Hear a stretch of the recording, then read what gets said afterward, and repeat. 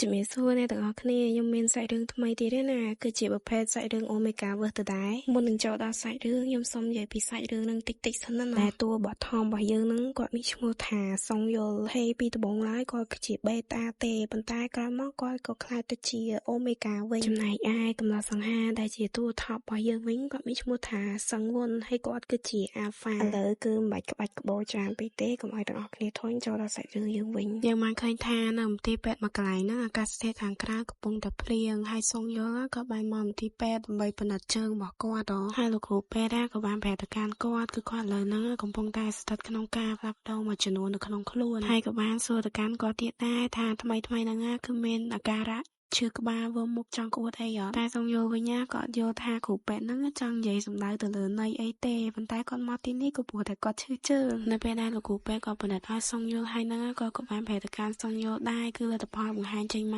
កសុងយល់គឺជាអូមេហ្គាសុងយល់របស់យើងហ្នឹងគឺថាគាត់ឆ្ងល់ខ្លាំងមែនទែនហើយក៏បានសួរទៅកាន់គ្រូពេទ្យទៀតដែរតើអាចទៅរួចដែរមែនដែលយើងខ្លាចទៅជាអូមេហ្គានៅពេលដែលយើងពេញវ័យលោកគ្រូពេទ្យក៏បានឆ្លើយទៅគឺវាប្រកាសជាអាចហើយតែកើតមានតែក្នុងករណីពិសេសមនុស្សដូចជាសុងយល់ហ្នឹងទេការពិនិត្យចប់អស់ហ្នឹងសុងយល់ក៏បានចេញមកក្រៅដើម្បីចេញទៅផ្ទះហើយណាប៉ុន្តែមេឃហ្នឹងគឺវាអត់ឈប់ភ្លៀងសោះហើយគាត់ក៏បានកើតក្នុងចិត្តម្នាក់ឯងដែរទាំងអស់ហ្នឹងមែនគឺជាសំណាងអាក្រក់ដែលមានទៅលើមនុស្សម្នាក់ហើយការពីយប់មិញហ្នឹងបងស្រីរបស់ខ្ញុំក៏កំពុងតែសម្រាប់ព្យាបាលនៅមន្ទីរពេទ្យដែរដោយសារតែជំងឺផ្កាច់របស់នាងហើយខ្ញុំក៏ត្រូវសើមខ្លួនជោគដែរដោយសារតែភ្លៀងធ្លាក់ភ្លាមនៅតាមផ្លូវមកទីនេះហើយនៅកន្លែងធ្វើការមនុស្សនៅពីមុខខ្ញុំបានធ្វើឲ្យធ្លាក់អត់ម្ដុំចំខ្ញុំហើយលើធ្វើឲ្យជើងខ្ញុំបាក់ឯងវាមិនដែលទេធ្លាក់លើប្រអប់ជើងសោះហ្នឹងដល់ថ្នាក់បាក់ជើងទៀតកូនស្រីឥឡូវនេះនៅក្នុងភាពញ៉ៃទាំងអស់ហ្នឹងបានបង្ហាញថាខ្ញុំខ្លាចទៅជាអូមេហ្គាមែនទេហើយខ្ញុំប្រកាសថាគេនឹងមិនដែលខ្ញុំចេញពីកន្លែងការងារឯងកំពុងតែគិតល្អូម្នាក់ឯងសុកនឹងទូរស័ព្ទរបស់គាត់ហ្នឹងក៏រੂឡើងអ្នកដែលតែមកហ្នឹងគឺជាជុនសងហើយជុនសងហ្នឹងក៏បានសួរទៅកាន់សងយោថាកំពុងតែនៅទីណាហើយកូនស្រីយើងវិញតបទៅគេថាចង់នឹងធ្វើអីហើយជុនសងហ្នឹងក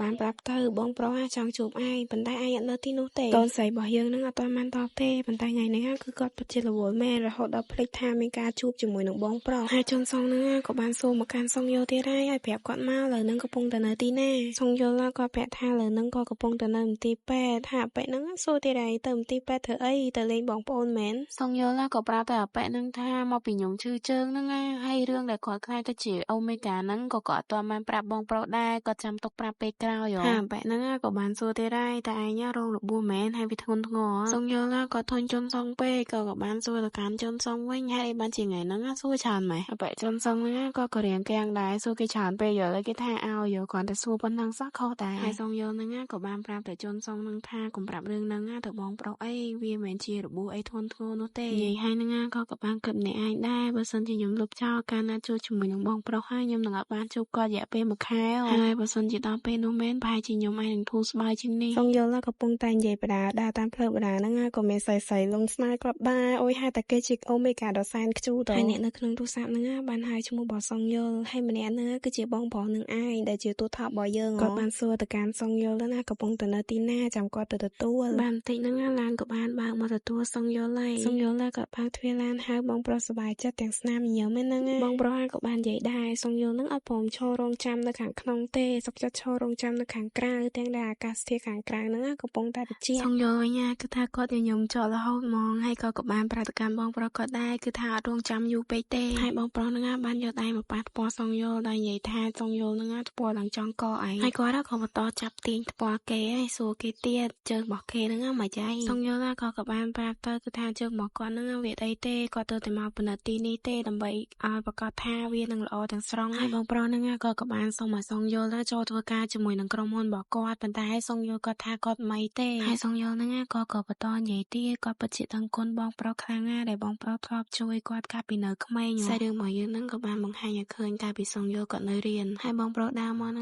ងក៏បានសួរទៅកាន់គាត់ថាវាប្រកាសអត់ថាឯងនឹងជប់រៀនឆាប់នេះសុងយល់ក៏បានប្រាប់ទៅកាន់បងប្រុសទៅណានោះហើយក៏ជាអ្វីដែលបានកើតឡើងហើយតាំងពីដើមមកគឺខ្ញុំរៀនអត់សូវប្រកែកទេហើយខ្ញុំមកត្រូវធ្វើការដើម្បីបងថ្លៃព្យាបាលរបស់ប្អូនប្រុសហើយនឹងបំណុលរបស់ឪពុកបងប្រុសឬបែបហ្នឹងក៏បានយកដៃទៅចាប់មុខរបស់សុងយល់ឯណាហើយក៏បាននិយាយទៅអាចអនុញ្ញាតឲ្យគាត់ជួយបានហើយបងប្រុសក៏និយាយទាំងស្នាមញញឹមហ្មង ខ្ញុំមកពិតជាចង់ឃើញបងប្រុសតូចរបស់ខ្ញុំហ្នឹងបញ្ចប់ការសិក្សានៅវិទ្យាល័យណាត្រឡប់មកបច្ចុប្បន្នវិញបងប្រុសសង្វ័នហ្នឹងក៏កំពុងតែសួរទៅកាន់សង្យុលតបគិតពិចារណាថានឹងទៅរៀនតនៅមហាវិទ្យាល័យអីបើត្រូវការឬខ្វះខាតអីប្រាប់បងប្រុសមកចាំបងប្រុសជួយសង្យុលក៏បានតបទៅកាន់បងប្រុសទៅគឺថាគាត់ពិតជាកោតសរសើរទៅលើបងប្រុសណាប៉ុន្តែគាត់បានប្រាប់បងប្រុសហើយថាគាត់នឹងទទួលយកជំនួយបងប្រុសម្ដងទៀតនៅពេលដែលគាត់ពេញវ័យហើយវានឹងត្រូវចំណាយពេលពេញមួយជីវិតរបស់ខ្ញុំហ្នឹងដើម្បីសងបំណុលបងបើសិនជាខ្ញុំទទួលយកជំនួយពីបងបន្ថែមទៀតយ៉ាងហោចណាស់ខ្ញុំគ្រាន់តែមិនចង់ធ្វើជាបន្ទុកដល់បងប្រុសទេសង្វ័នណាក៏រៀងកាំងតិចដែរប៉ុន្តែក៏បាននិយាយទៅកាន់សង្យុលវិញថាបើសិនជាយើងជាគ្រួសារនឹងគ្នាមែនណាប្រហែលជាឯងមិនបដិសេធបងតាមវិធីនេះទេសង្យុលណាក៏រៀងឆ្ងល់ដែរគ្រួសារគេហើយសាយរឿងរបស់យើងណាក៏បានកាត់មកដល់ពួកគេទាំងពីរនាក់ហ្នឹងមកញ៉ាំអាហារជាមួយនឹងគ្នាសង្យុលណាក៏បានគិតដែរដោយតែខ្ញុំពឹងទុកអញ្ចឹងថាបងប្រុសនឹងចាត់ទុកខ្ញុំគឺជាគ្រួសារគឺជាប្អូនប្រុសម្នាក់ប៉ុន្តែវាខុសពីអារម្មណ៍ដែលខ្ញុំមានចំពោះគាត់ថ្ងៃទីទៀតហ្នឹងមិនមែនជាប្អូនប្រុសទេគឺជាប្រពន្ធស្របច្បាប់ម្នាក់មើលតែគាត់ពិតជាសប្បាយចិត្តខ្លាំងប៉ុន្តែខ្ញុំមិនអាចបង្ហាញអារម្មណ៍របស់ខ្ញុំទៅកាន់គាត់បានទេបើមិនដូច្នេះទេឱកាសតែមួយគត់ដែលខ្ញុំអាចបានឃើញគាត់នឹងគ្មានទៀតទេសង្យុលក៏កំពុងតែគិតហ្នឹងសង្វ័នក៏បានហៅទៅកាន់សង្យុលហើយសង្យុលហ្នឹងឡើងភ្ញាក់ហ្មងសង្វ័នក៏បានសួរទៅកាន់សង្យុលដើរលេងជាមួយនឹងគាត់អត់សប្បាយទេមើលតែពួកយើងទាំងពីរដូចជារក្សាគម្លាតដល់ហើយសង្យុលក៏បានបកកាយឡើងលឿនគឺថាមិនមែនចឹងទេបងប្រុសដឹងទេថាខ្ញុំចិត្តបងប្រុសខ្លាំងប៉ុណ្ណាហើយសង្វ័នក៏បានសម្រេចកាដូនាឡិកាពេជ្រជូនទៅសង្យុលនៅថ្ងៃកំណើតនេះដែរសង្យុលក៏សប្បាយចិត្តខ្លាំងប៉ុន្តែនាឡិកាហ្នឹងគឺវាពិតជាថ្លៃហើយសង្វ័នក៏បាននិយាយដែរគឺពួកយើងត្រូវតែផ្លាស់ប្ដូរអំណាចឲ្យគ្នាតែសង្យុលក៏អត់មានអីឲ្យទៅកាន់សង្វ័នទេហើយសង្វ័នក៏បាននិយាយដែរគឺថាគាត់មិនអាក្រក់ដល់ថ្នាក់ចង់មកអ្វីពីកូនក្មេងទេសង្យុលក៏បកកាយឡើងមុខក៏ហមហើយកូនក្មេងមិនក៏អាយុ24ឆ្នាំហើយគាត់មិនជាកូនក្មេងទៀតទេសង្វ័នក៏បានតបទៅគឺថាលើនឹងសង្យុលក៏ធំហើយក៏គាត់តែជាកូនក្មេងដែលរៀននៅវិទ្យាល័យកាលពីយើងជួបគ្នាគ្រាដំបូងសង្វ័នក៏បន្តនិយាយទៀតណាគឺថាការដែលគូកណ្ដាលរបស់ជុនសងហ្នឹងសង្យុលក៏បានទៅធ្វើអាហារនៅផ្ទះរបស់ជុនសងអញ្ចឹងហើយកណ្ដាលរបស់គាត់ក៏គាត់ចង់បានអញ្ចឹងដែរសង្យុលក៏បានបកកាយទៅគឺថាវាមិនមានអីពិសេសទេប៉ុន្តែសង្វ័នក៏នៅតែសុំតែអញ្ចឹងធ្វើបែបនោះសម្រាប់គាត់បានសង្យុលគឺថានឹងយល់ព្រមហើយណាបងសុំមិនអត់យល់ព្រមមិនទេសង្វ័នក៏បានសួរទៅកាន់សង្យុលទៀតណាតើមានរឿងអីកើតឡើងនៅក្នុងជីវិតខ្លះនៅពេលថ្មីនេះសង្យុលក៏ឲ្យខ្ញុំអោនមកចោះណាក៏អត់បានតបទេប៉ុន្តែគាត់គិតដល់រឿងរបស់គាត់មានរឿងច្រើនណាដែលបានកើតឡើងដូចជាគាត់ខ្លាចទៅជាអូមេហ្គាហើយគាត់នឹងត្រូវប្រឈមមុខនឹងការដេញចេញពីការងារមិនថាគាត់ខំព្យាយាមរកលុយសងបំណុលប៉ុណ្ណាទេក៏វានៅតែច្រើនហើយសង្យុលក៏បានញ៉ាំទៅកាន់បងប្រុសហើយក៏បានប្រាប់បងប្រុសដែរក៏ថាអត់មានអីទេហើយសង្វ័នហ្នឹងគេនិយាយទាំងអន់ចិត្តទៅណាអត់មានអីលាក់បាំងទេដោយសារតែឯងពេញវ័យហើយមែនសង្យុលក៏បានបកកាយណាគឺអត់ពិតទេហើយឪពុករបស់ខ្ញុំបានសន្យានឹងខ្ញុំថាគាត់នឹងអត់ខ្ចីបំណុលដល់គេទៀតទេហើយគាត់នឹងខំរកការងារធ្វើបន្តិចហ្នឹងសង្យុលគាត់មានអារម្មណ៍ថាគាត់ធំក្លិនអីចម្លែកខ្លាំងមែនតើតាំងពីមុនមកគឺគាត់ដែរធំក្លិនបែបហ្នឹងទេហើយធ្វើឲ្យគាត់ពិតជាបាក់ទ្រាំខ្លាំងហើយគាត់ក៏បានសួរទៅកាន់សង្វ័នណាតែសង្វ័នហ្នឹងបាញ់ទឹកអប់មែនសង្វ័នក៏ឃើញអាការៈសង្យុលបែបហ្នឹងក៏បានសួរទៅកាន់សង្យុលណាតែឯងមានអារម្មណ៍ថាអត់ស្រួលខ្លួនមែនក៏បានយកដៃទៅចាប់មុខសង្យុលណាមើលតែឯងគឺពិតជាមិនស្រួលទេហើយភ្លាមនឹងដៃសង្យុលក៏បានវាដៃរបស់សង្វ័នចាញ់ណាហើយសង្វ័នក៏រៀងកាំងដែរតែសង្យុលគាត់មិននឹកស្មានថាគាត់មានចេតនាធ្វើអញ្ចឹងទេសង្វ័នក៏បានងើបចេញពីកៅអីណាក៏បានសួរទៅកាន់សង្យុលឯងមានអារម្មណ៍អត់ស្រួលហ្នឹងក៏ព្រោះតែជើងរបស់ឯងឈឺមែនហើយសង្យុលក៏បានបែរទៅកាន់សង្វ័នណាគឺថាឥឡូវហ្នឹងគាត់មានអារម្មណ៍អត់ល្អទេអញ្ចឹងគឺគាត់ត្រូវទៅផ្ទះឥឡូវហ្នឹងសង្វ័នណាគ្នាខំថាជូនទៅផ្ទះផងអីផងប៉ុន្តែសង្យុលក៏អត់ព្រមទេគាត់និយាយហើយហ្នឹងគឺគាត់ដើរចេញមកសង្វ័នណាក៏បានមើលទៅកាន់ដៃខ្លួនឯងណាហើយក៏បានគិតដែរវាពិតជាចៃដន្យខ្លាំងណាស់តែសារធាតុវាម៉ូនរបស់ខ្ញុំហ្នឹងធ្វើឲ្យគាត់ខ្លាចវាខ្លាំងយ៉ាងនេះមើលទៅកាន់ទឹកមុខកំឡោះសង្ហាយើងគឺពិតជាមិនធម្មតាទេមកដល់ផ្ទះរបស់សង្យុលហ្នឹ